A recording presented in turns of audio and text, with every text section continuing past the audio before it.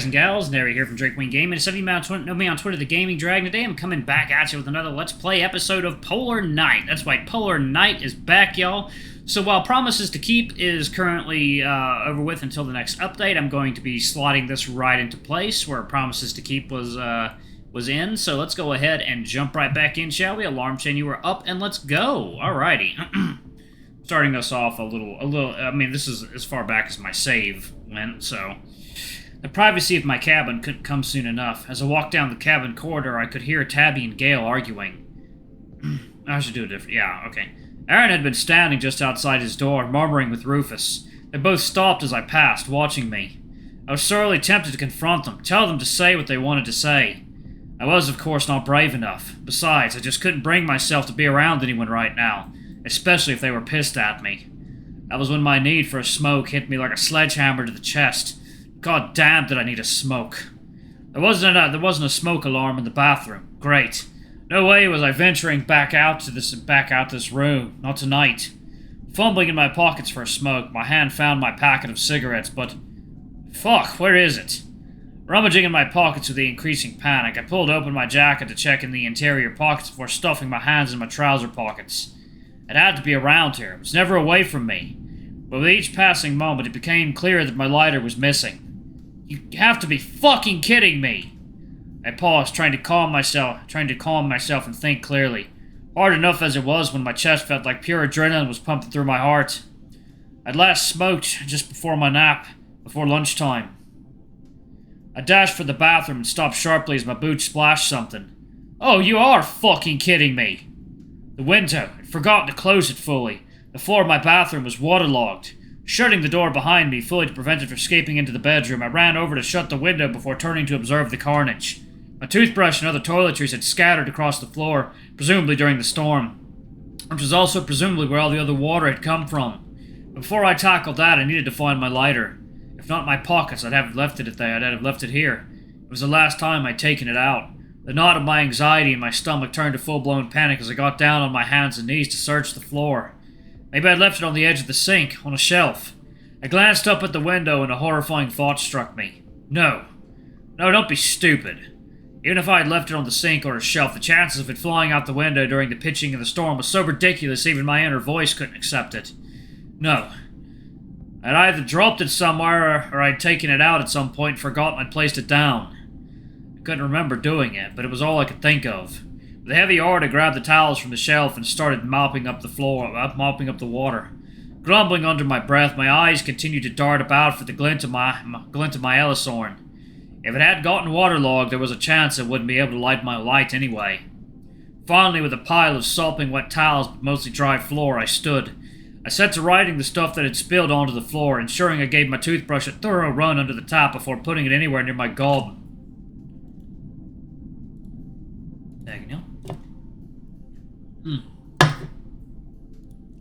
Good lord. It's been actually over a year since I last played this.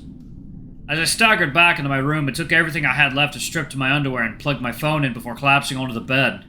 As I crawled beneath the sheets, I realized it was chilly. For some reason, feeling angry about the state of the ship felt so distant from my mind right now. I curled the sheets around me like a cocoon. I really was exhausted. It didn't feel like I'd done very much, but the evening had really taken it out of me. As I switched off the lights, it hit me again. I still not found a way to contact Mum. What was she thinking right now? Was she panicking? Terrified it was lost, just like Connor? Tears welled up as I scrunched my body into a fetal position, falling into my breathing. This wasn't something I could fix right now. I screamed in my head, trying to drown out that fucking voice. In, count to 3, hold, count to 4, out, count to 5. Before I could stop myself, my hand reached for my phone. I saw the texts again. The plaintive, familiar tone of worry in the last one. She was clearly trying to seem okay for my own peace of mind, but obviously was not.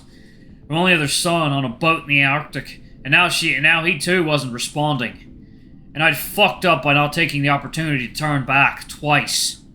Guilt welled up in me, pushing a bile up my throat like poison. I chucked my phone away, not caring anymore. I just needed to make this fucking voice shut up. In, count to 3, hold, count to 4, out, count to 5.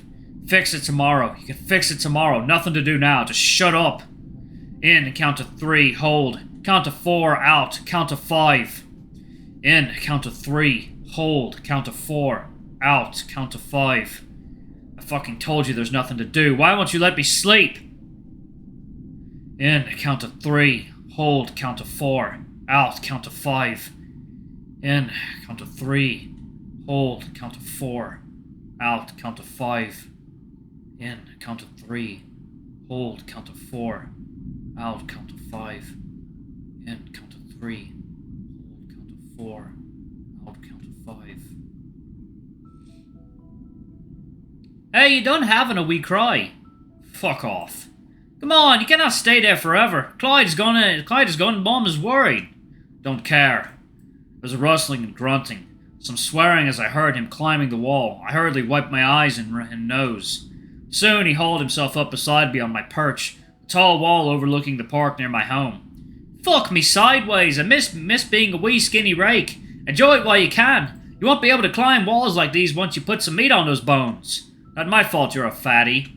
He was built like a boxer, but still, it was all I could think of in the moment. Ha! Cheeky wee cunt! He nudged me but grinned, then pulled me back into a headlock and pulled on my ears. Second, y'all. Water time. Alright, guys and gals, and we are back with Polar Night. Let's jump back into it, shall we?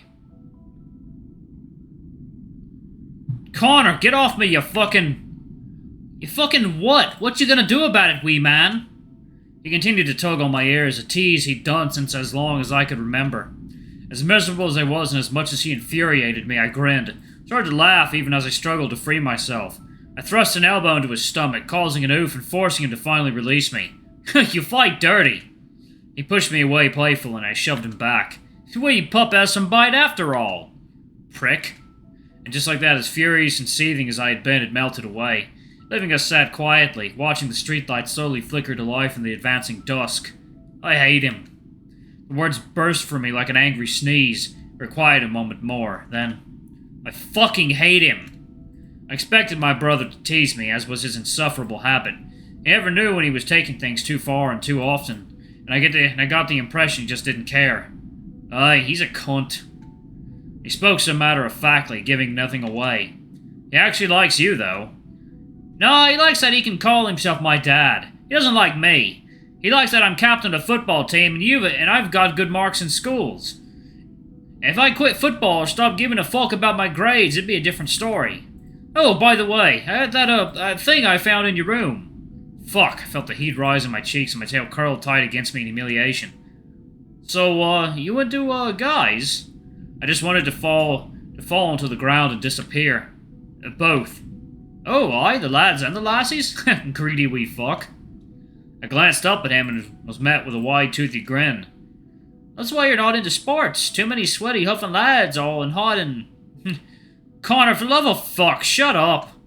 I was tempted to hurl myself from the wall and pray I broke my neck, but Connor just laughed and slapped my back. I'll be sure not to invite my footy pals over. You think you've died and gone to heaven. I gave a low, humiliated whine and covered my eyes. Just kidding, wee man. You know I love you anyway. Now. He slapped his hands together. Why don't you take me home before Mum starts to worry? With a heavy sigh, I nodded and we turned to start climbing back down the wall, but my heart felt a little lighter than it had done in a long time. Saturday. Slowly my eyes opened, burning from tiredness. It felt like I'd only just dropped off. It was pitch black again, but this time the room was uncomfortably warm. I peeled off my bedsheets, groaning as I swung my paws over. The radiator was on full blast. I knelt and turned it down. At least I now knew Joseph had fixed the heating. My stomach clenched as I remembered the events of yesterday. Guilt followed by anxiety over how I could stand to face a pissed-off crew for the next couple of weeks. Or at least half of them were. I was matted and damp. The heating must have been on for a while. As much as I just wanted to drop off again, I knew the sweltering heat would keep me awake.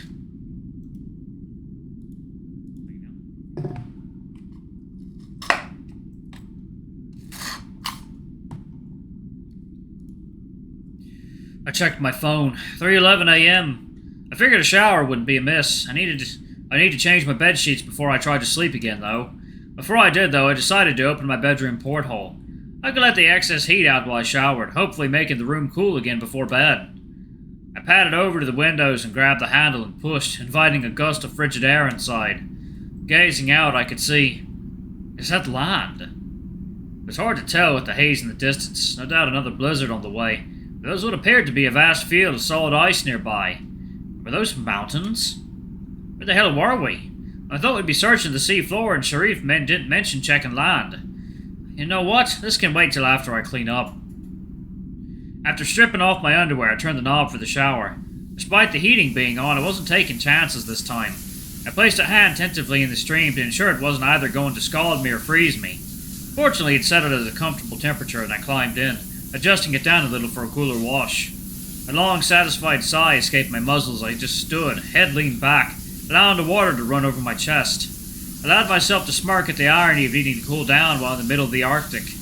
My anxious brain was quiet for a change. The insufferable voice that was always looking for things to worry over was probably overwhelmed with the option it had right now. My smirk turned to a chuckle. I don't know why I felt in such good spirits, but I wasn't going to question it. Just as I turned the handle to shut off the water. Ah! Like a red-hot poker had been jammed into my eye, I clamped it shut, covering it with a hand. I struggled over to the sink where my toiletries bag was. I fumbled the bottle of Proxy and popped the top off, letting it fall to the floor as I squeezed one, then 2 drops in. With a sigh, harsher and less relaxed, but no less relieved, I allowed it to do its work as I closed my eye and leaned over the sink. Oh, damn, he's... Oof. Good body on him, damn. Once my eye was pain-free, for now, I glanced up at myself.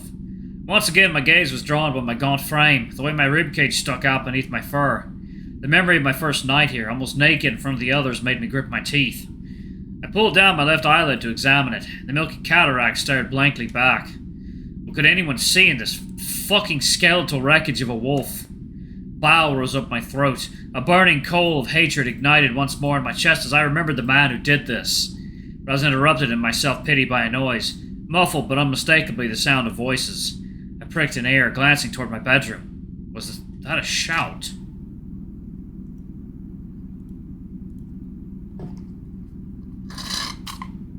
Uh-oh, y'all, things are getting spooky and sexy. I padded back into my bedroom, my ears still pricked and swiveling, trying to catch the voice again. Then... Quiet! Come with! Couldn't make out much, but I recognized the voice. Joseph's deep baritone was unmistakable. I shuffled to the door, placing an ear against it and listening intently. I could hear Paul's steps retreating back toward the engine room stairs. I decided to risk it. I carefully twisted the knob, grimacing as I did my best to open my cabin door quietly. The corridor was dark again. The power in my room was on, so someone must have switched the lights off manually.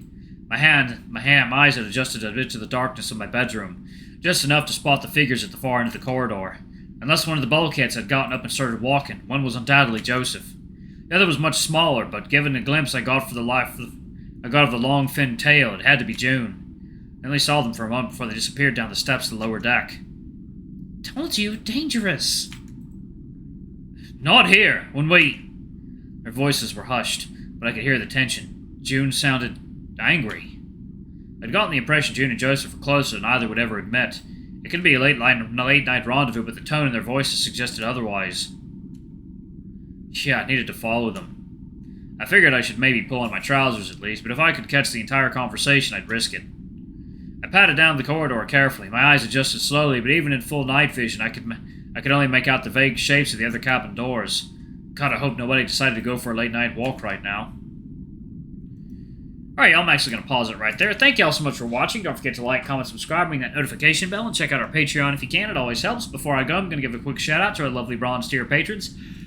Oh, thank you all for what you do for the channel. We greatly appreciate your support. Thank you to our silver tier patron, Cade Summer, and thank you going above and beyond. It's greatly appreciated. Thanks to our 2 gold tier patrons, Zeke and Toby. Y'all are awesome. We love you. Thank you for subbing to Ultimate Tier. Anyway, if y'all want to get your names in the credits, get access to overnight safe for work contents as little as $5. Alrighty, I love you all, and I'll see you on the next video. Bye-bye!